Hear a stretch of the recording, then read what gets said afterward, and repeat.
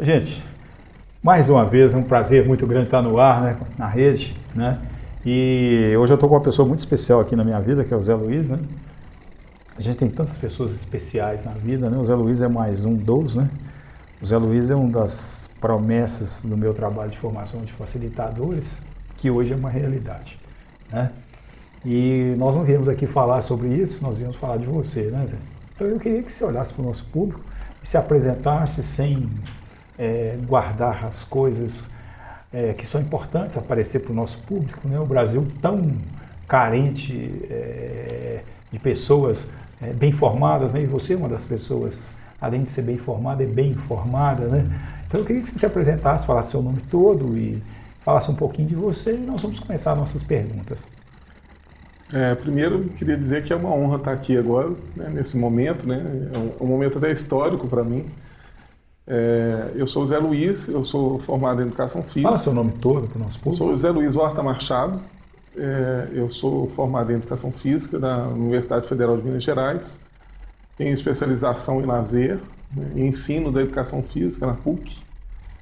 E também fiz um caminho com formações holísticas de base na Unipaz. Vou te fazer a primeira pergunta, Zé.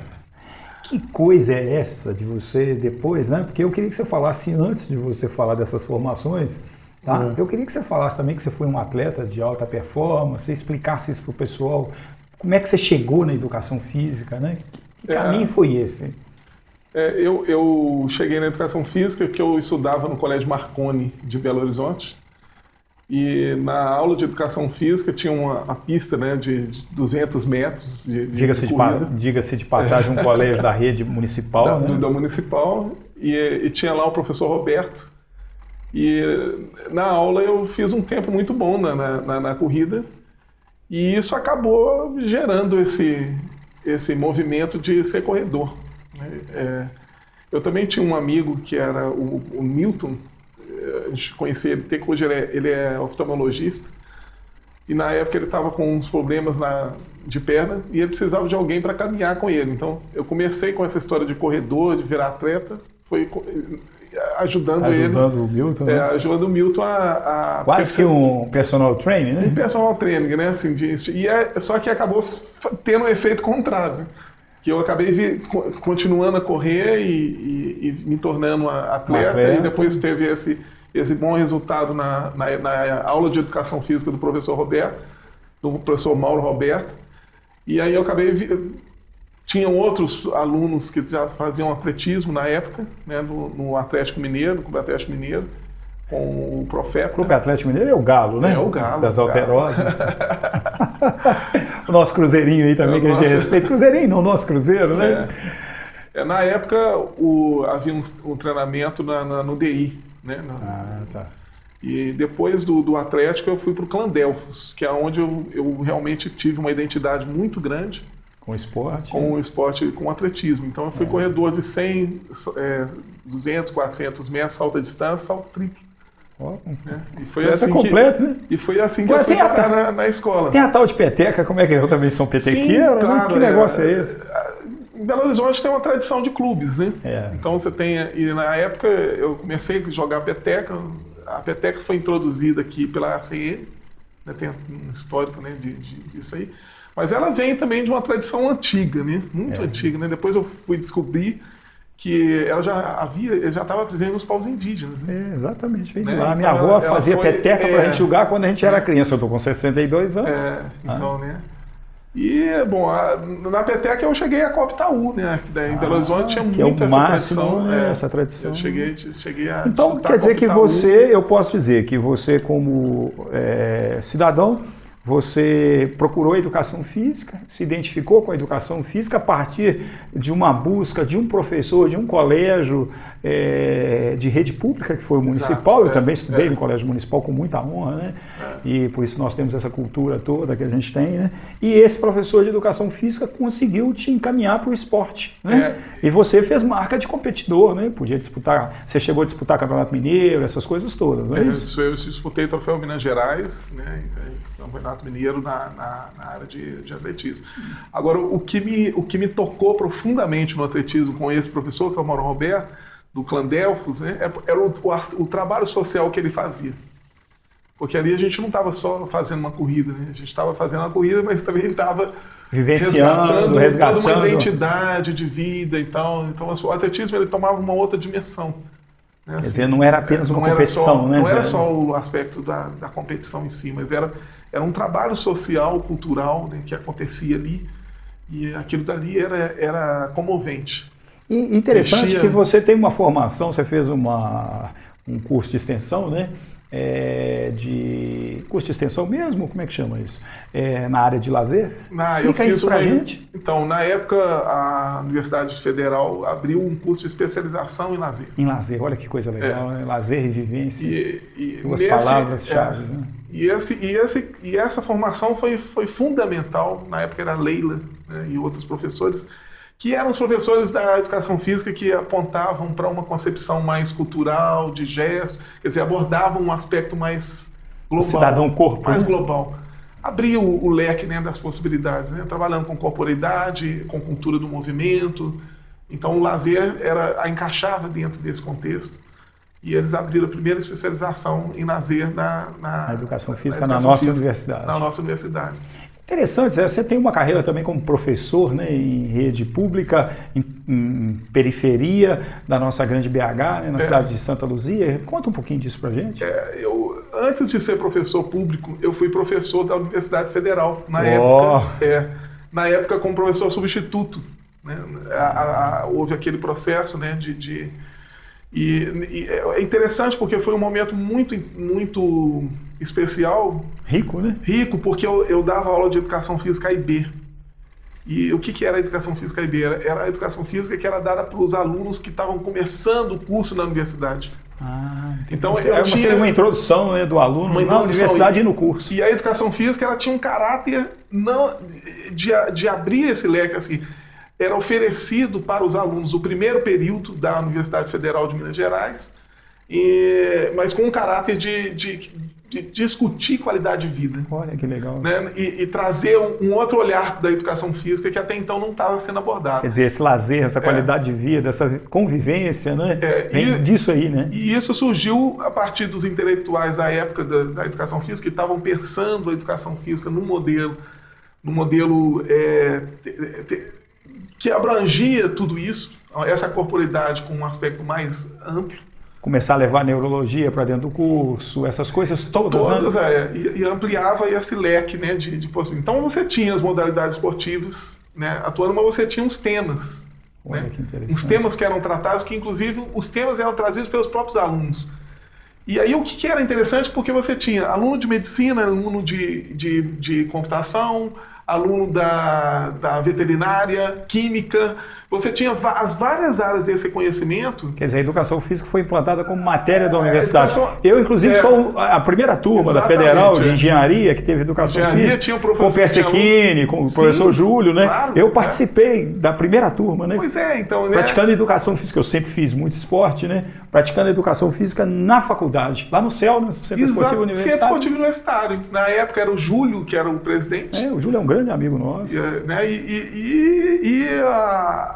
Essa possibilidade de fazer... Eu tinha a Hidalga, né, que eu não posso deixar de falar citar, da Hidalga. Né? São vários professores, né, na época que se reuniram e constituíram, então, esse arcabouço que funcionava, que construía a educação física IB. Né? E ali eu comecei a perceber que, por exemplo, o aluno de letras enfocava o aspecto, às vezes, da semântica da letra, né, e da informação a partir do tema que era, por exemplo, eu ia trabalhar com o exercício abdominal, por exemplo, mas ele enfocava um outro lado que a gente não tinha visto na escola. Então eu comecei a ter uma visão mais Quer dizer, então política. A ideia do Evaldo Bertazzo de cidadão corpo cabe aí totalmente. Perfeitamente. Né? Olha só. E a partir desse conhecimento mais... eu vou chamar isso de um conhecimento ecumênico, né? mais amplo, né? mais holístico, né? É que foi me despertando para o que eu vou escrever depois na especialização. Né? Você fez uma monografia, eu vou fazer a especialização em ensino da educação física, só que numa época eu já estava numa escola, era o Instituto Palmares de Educação Global, que era um sociólogo da USP, chamado Valdemar de Grego, que veio trazer, junto com a Leda Carvalho, ela veio implantar uma escola em Belo Horizonte que tinha como caráter ser uma referência de líderes. Olha só. E eu fui convidado para ser professor dessa escola de educação física, na época. E ali eu conheci esse sociólogo que fez com que eu ampliasse ainda mais esse horizonte. Eu quero essa monografia. Eu quero essa monografia na nossa biblioteca viva. Essa monografia ela trata de um olhar exatamente enfocado, num olhar para um retrato dessa educação física dentro do subsistema da sociedade. Entendi. Então, por exemplo, o Valdemar é um sociólogo, então ele estudou os modelos de sistema social. Então, ele, a partir desse modelo de sistema social, ele criou o que eles chamam de cibernética social. Olha só. E a cibernética social ela tem um olhar holográfico para o social. Então, por exemplo, não dá para você falar de educação física sem pensar em lazer, sem pensar em convivência, família, em esporte, em tudo. Porque nós somos os seres multidimensionais.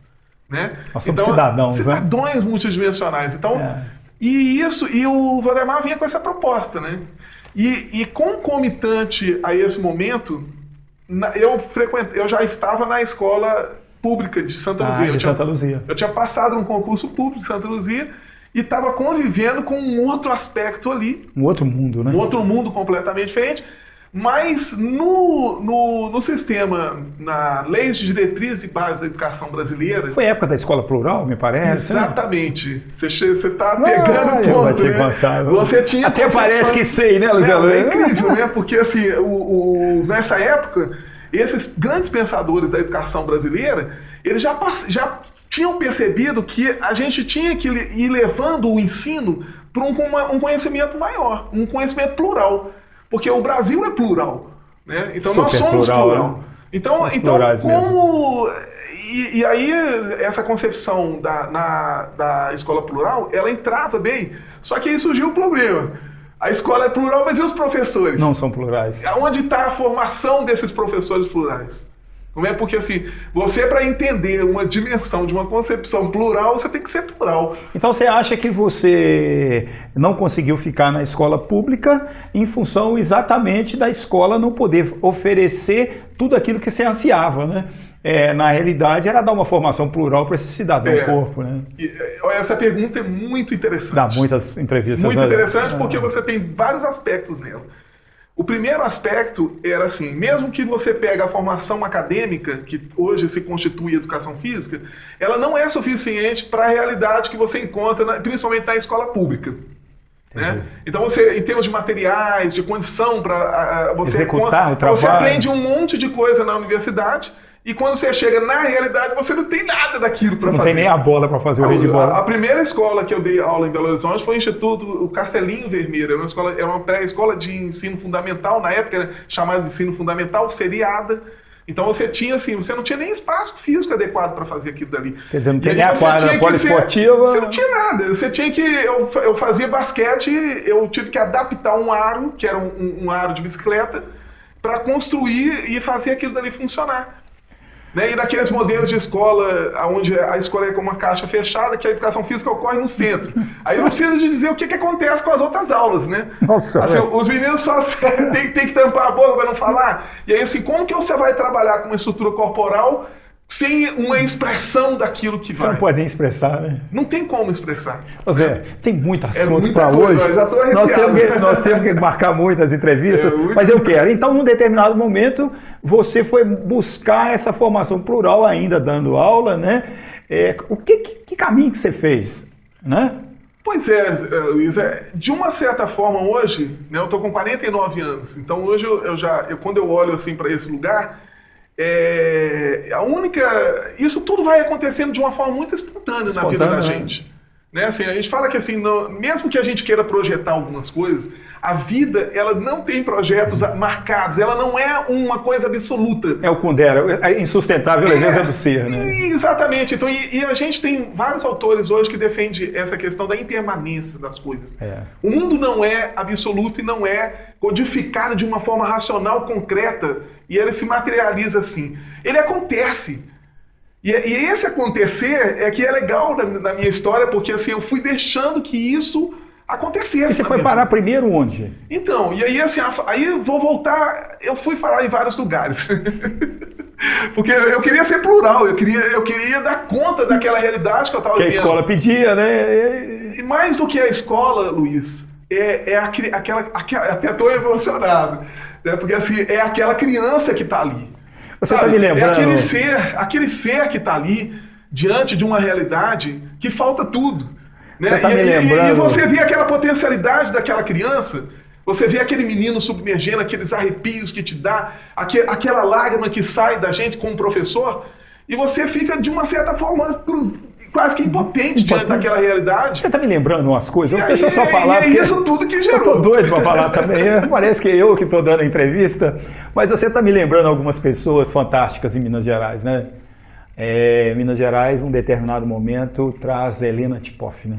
Eita, né? Helena Tipoff, discípula de Claparrede, né? Nós tínhamos aqui a Dona Maria Esther Assunção. Você foi lá longe, né? Eu acho que está na hora da gente voltar a pensar nisso, né? Buscar coisas. Essas pessoas, né? Eu perdi outro dia um ícone do esporte, o Afonso, do handebol, que faleceu, estava no enterro dele. Uma pessoa que tem que ser reverenciada, né? E hoje o handebol existe no Brasil com essa potência e a gente esquece do mestre Ataíde, do mestre Afonso. A gente esquece de um treinador de base igual o Deli, sério, o Deli, nosso Deli do Mackenzie, né? Que quando você busca a carreira dele, mais de 30 atletas de seleção brasileira, né? Coloca uma atleta igual a Gabi com 1,80 m, ponteira de seleção brasileira, né?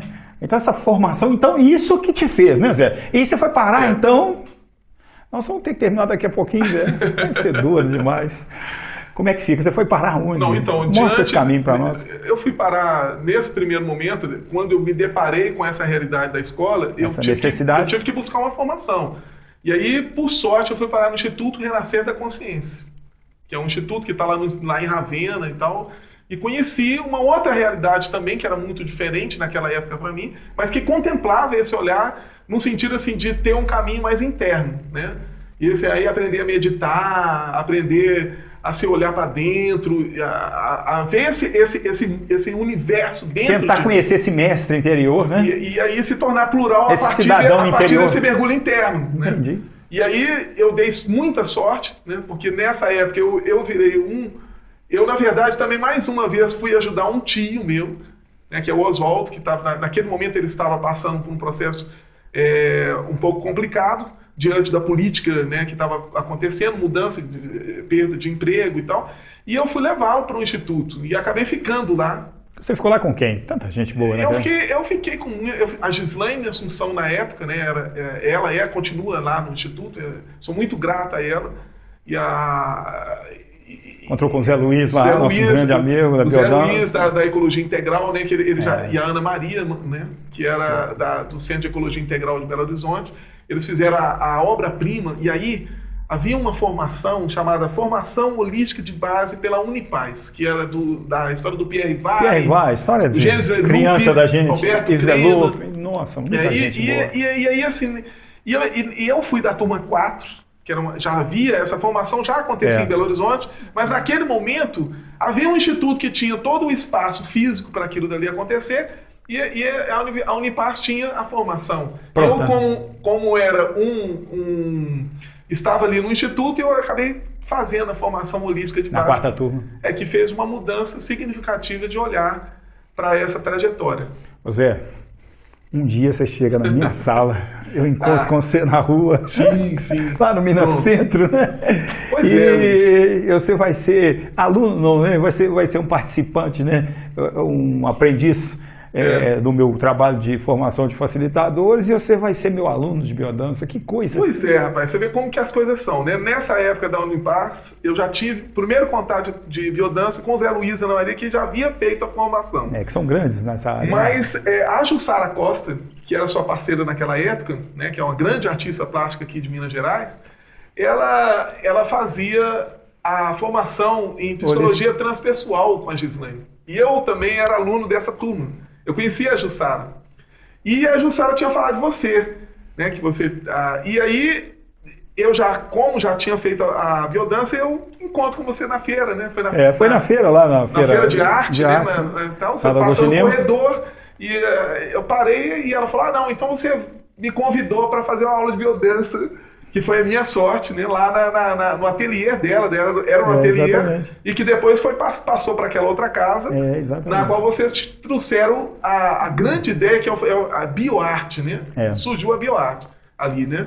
Que era associar a biodança com a arte colocar todas as linguagens complexas nesse bojo de formação desse cidadão do mundo, né? Pois é, e aí, assim, o que aconteceu naquela época foi indescritível e fundamental para ter esse olhar global de... Cacá Verá, o que ele é na sua vida? O Cacá Verá, ele é tudo para mim, né? Assim, eu estava na época fazendo a formação do núcleo de leitura corporal com a Nereida. Nereida também, outra grande amiga. E eu já tinha conhecido a Maria do Carmo, da Terra Viva, né, lá de Moeda, onde ocorreu e ocorre ainda os trabalhos do Cacá Verá. Só que nesse momento, Belo Horizonte estava com uma questão que era as águas de Minas Gerais. Não era nem de Belo Horizonte, eu lembro era da de época, Minas né? E aí reuniram no Cefet, vários especialistas, eram os romanos na época que estavam no setor hídrico da cidade, e eles convidaram vários especialistas, dentre eles Marco Povanik, que era que fazia um trabalho de acupuntura da terra lá em Eslovênia, e uns franceses, alguns engenheiros hidráulicos. Assim, na verdade, pessoal do saneamento, né? Limpeza urbana. Houve um simpósio, uma conferência, não lembro bem assim, o que era, mas que havia essa reunião dessas pessoas. Trouxeram uma pessoa do Rio de Janeiro, chamada L'Oreal, que trabalhava com umas questões de ufologia. Trouxeram Cacá Verá, representando as tradições indígenas, né? Qual é o olhar das águas, né, ligado para isso. Na época também já tinha o pessoal do Manelzão, né, da Universidade Federal de Minas Gerais, eles que estavam promovendo tudo isso, né, porque o pessoal do internato rural tinha descoberto que o grande problema das doenças de Minas era a água, era a questão da água. Até hoje, né? Até hoje. O saneamento básico, né, que a gente estava até comentando, né, sobre a nossa dengue aí, que a gente não consegue resolver. Essa coisa aí. Você tem mais. Então, Cacá virou um histórico, você rodou o Brasil inteiro com ele. Então, e aí, eu ia chegar no Cacá aí, né, porque o Cacá, ele aparece para fazer uma palestra num lugar que a do Carmo tinha criado, no Sion, que era o Moitará. Moitará, na tradição indígena, significa espaço de reunião de pessoas que trazem a essência daquilo que elas têm. Nossa. Olha que interessante. Isso aqui é o Moitará. Isso aqui é o Moitará, né? Pessoas que se encontram para falar das coisas essenciais. De sentido, e né? que tem sentido, né? E que tem sentido de um outro lugar. E naquele dia, quando eu entro ali, eu descubro que existe uma lágrima na gente, que é uma lágrima que indica que você está diante de uma pessoa muito especial. Porque assim, existe a lágrima da tristeza, que é a tristeza, existe a lágrima da alegria, que é a alegria, mas existe uma lágrima que sai da gente e espontaneamente... Por contentamento. Você nem sabe por que está saindo, assim. Você está ali e aquilo dali acontece, você arrepia. E eu estava diante de uma pessoa realmente que ia fazer uma trajetória. Eu fiquei mais de 10 anos, ainda estou acompanhando, né? Eu sou do Instituto Arapoti, né, que trabalha com esse processo de reestruturação das tradições indígenas, né? E eu vou acompanhar o Cacá, assim, nesses 10 anos durante a minha vida e vou aprender muita coisa. Você não me cala, ainda tem que fazer essa pergunta, o Marcelo ali, Fabiano vai passar mal, né, mas deixa pra lá. Um dia acontece com você um fato e você sai de Belo Horizonte e vai parar em Pernambuco. E vou parar em Pernambuco. E não fica elogiando muito Pernambuco perto de mim, não, porque nós mineiros sabemos a potência de tudo aquilo lá e nós ficamos coçando, né, muitas vezes e falando assim, não, nós somos melhores. Né? Que coisa é essa de Pernambuco na sua vida? Pois é, Luiz, assim, a única coisa que pode fazer uma pessoa fazer um movimento grande na sua vida, ou seja, largar tudo e ir embora, é o amor. Então, assim, apareceu essa possibilidade para mim, eu senti um amor por uma pessoa, né? E esse movimento... Fala o nome dessa pessoa. É Cláudia Santos, né? Uma grande terapeuta, ela tinha percorrido a Índia, tinha aprendido massagem védica, reiki e tudo que eu estava já no processo. Você já tinha eu formação, já tinha formado, né? já tinha formado. Você já fazia maranga indígena, já fazia maranga, reiki, tudo isso, eu já estava nesse movimento, né, de formação holística Encontra de base, com ela. já tinha sido iniciado em reiki, enfim, fazendo todo um processo, né, de identidade, né? Construir, a formação em biodança, facilitador de processo na bioarte, né? E essa coisa toda. E como é que você está na biodança hoje? Você está com a Cláudia ainda, eu continuo com a né? Cláudia. E como é que você está na biodança? Então, hoje a gente tem lá um espaço, Luiz, que é o Centro de Meditação e Terapias Integrativas de Energia Divina. Em Recife. Em Recife. Né? E lá... E você e a Cláudia que respondem por esse espaço. A Cláudia eu queria falar para o nosso fundadora. público que nós vamos deixar os dados deles, o dado do Zé, os telefones de contato, o Facebook, tudo para vocês. Então vocês estão nos espaços seus lá. E quando eu vou para lá, eu vou trazer toda essa bagagem que eu aprendi em Minas, né? E aprender lá, né? O que já existia lá. Então a gente começa a fazer um trabalho com as massagens, né, com o curso de massagem ayurvédica. A Cláudia já fazia a formação, eu fui acompanhando e também aprendendo e essa foi coisa acrescentando também o que você levou na sua bagagem. Então a gente montou uma equipe lá, né, muito legal, assim. Aí hoje isso foi redimensionando, porque as coisas vão mudando. Vão mudando, transformando. E a gente tem a clínica, o espaço lá, ele já tem, assim, já é uma coisa interessante, porque a gente está chegando a gente tem médicos, né, que são da medicina alopata, né, psiquiatras, tá frequentando vocês, mas são lá. Psiquiatras que têm uma visão das terapias integrativas complementares, e a gente está num grande processo, que é o que eu acho que é o passo que tem que acontecer agora, é pesquisar esse possível encontro entre as práticas integrativas complementares e a medicina, quer dizer... Os outros conhecimentos. Fazer todo esse link para que resolva, de fato, qualifique a vida das pessoas. Essa que é a questão. E aí, assim, eu hoje em Pernambuco eu faço parte da ANEPS, né? A Articulação Nacional de Educação Popular e Saúde. Eu tive a oportunidade de ir para Brasília recentemente, num movimento, e defendendo essas práticas integrativas complementares, que hoje é lei federal, está no governo, no SUS. Olha só, né? que maravilha. Olha que coisa interessante, que salto, né?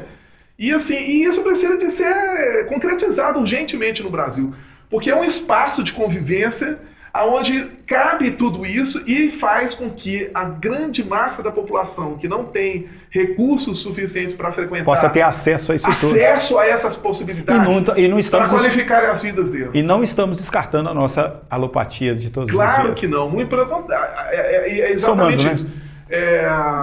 Lá em Recife eu tive a oportunidade de vivenciar isso através do CIS, atualmente na formação. Eu estou no processo de conclusão da minha formação em biodança. Né, que teve como estímulo a vivência com você, né, na bioarte.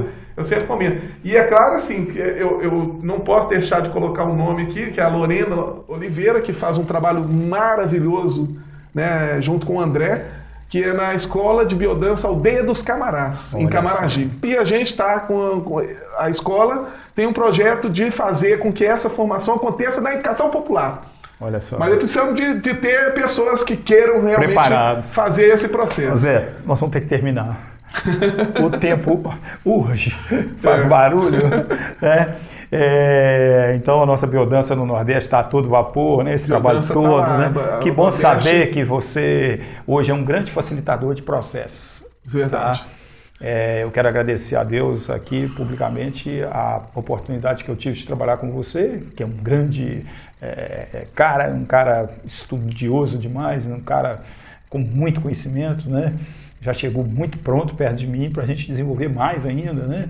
Então eu queria te agradecer a presença, já queria deixar pré-marcado para você, com você, tá, o nosso próximo encontro. Eu queria que você deixasse a mensagem final para o público.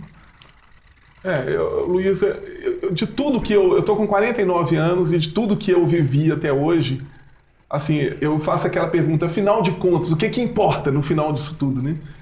E o que importa é o amor. Não tem outra palavra para resumir isso aí. Isso tudo. Né? Então, assim, o que importa é ter pessoas como você, Luiz. Né? Assim, que tenha essa qualidade de manifestar isso para que as pessoas... para isso acontecer de fato. O Brasil ele tem um potencial fantástico. Isso é impressionante, né? A cultura popular brasileira, a manifestação da identidade desse povo. Então precisa de valorizar isso, precisa de abrir esses espaços, como você faz aqui muito bem com esse estúdio aqui, né? Como o Marcelo vem fazendo, né? Eu acho que é isso, né? Acho que a gente precisa de se comunicar, de conhecer de fato o que é o Brasil, né? É interessante porque, assim, esse é o grande recado, olha. Eu participei do movimento de educação popular e aí, assim, de repente eu encontrei com pessoas do Brasil inteiro fazendo coisas incríveis, incríveis. E isso precisa ser divulgado. E isso não está nos jornais nacionais, não está, então isso precisa de aparecer, né? Pessoas de várias tradições culturais, religiosas e etc. De vários saberes. Esse ecumenismo. Essa multidimensionalidade humana e que só o Brasil tem, né? Nesse sentido de ser brasileiro. Nós acabamos de entrevistar o professor Ramesh, né? Que disse para nós, com outras palavras, tudo isso, né? Então eu queria deixar um abraço no seu coração, Zé. Pô, rapaz, muito obrigado aí por essa oportunidade. A presença, né? Queria agradecer ao Marcelo. Marcelo também. Muito obrigado, Marcelo. Um beijo no coração de todos. Até nosso próximo encontro.